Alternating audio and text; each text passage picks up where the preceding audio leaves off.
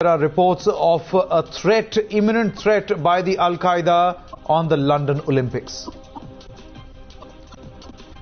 In fact, amidst reports that Al-Qaeda is plotting to blow up an American airliner ahead of the upcoming London Olympics, Britain is planning to deploy Rapier missile system on 6 sites in London.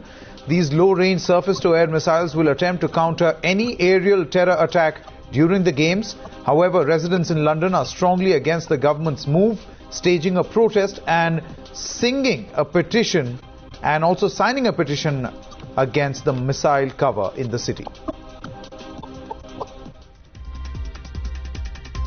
Well, we're protesting because local people think it's a bad idea to site ground-to-air missiles on housing estates, and that's what's happening. And so we're here to protest against it and to ask or demand that the MOD changes their plans. The Olympics is supposed to be about human endeavour, a celebration of international cooperation and so forth. This is completely against that spirit.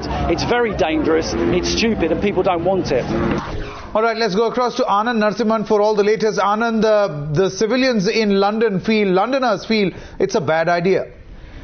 Well, they don't see the imminent threat, isn't it? But what they do see is that the positioning of these Rapier missiles later on could result in a lot of chaos around their own neighborhood. A lot of them also believe that if these they are even put into use, it's actually going to cause more damage than safety for the people around, because these are going to be placed in very, very crowded areas. So there's a lot of apprehensions. But the Chief of Security, Sanket, and to all our viewers of the London Games, they have decided that they are going to campaign. There is going to be a serious propaganda with the neighborhoods that have been selected. Out of 106 sites have been shortlisted. They are going to speak to these people locally and try and convince them the importance for these missiles, these Rapier missiles, to be positioned there, because at the end of the day, what they want is a safe and a very clean London Games. That's the topmost priority. And the London intelligence agencies and what they have got is 100% sure data that the Al-Qaeda is planning to disrupt the Games, cause some kind of a threat, be it in terms of a 9/11, similar to a 9/11 kind of an attack, or maybe something different. But the attack is going to be aerial of nature, and they want to keep all precautions and all safety measures in place. So they don't want to leave any stone unturned. So whether the neighborhood likes it or not, those Rapier missiles are going to be placed for sure. Well, that's right, Anand, but also take us through what really is the view of the players and, more importantly, the Olympic Association on this matter.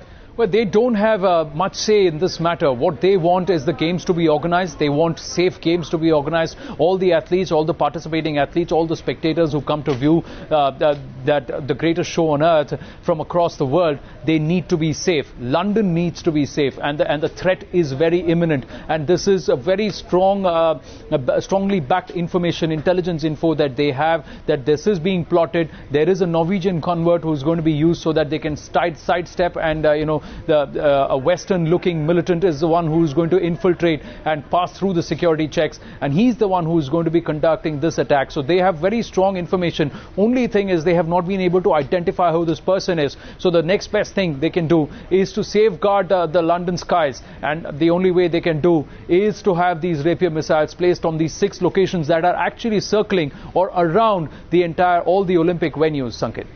That's right, Anand. In fact, let's just quickly read out a statement that has come in from the Ministry of Defence, which says that the safety of the July 27 to August 12 Olympic Games was paramount, and a broad range of community engagement has also taken place. So is this perhaps the next step forward to make these initiatives more people-friendly?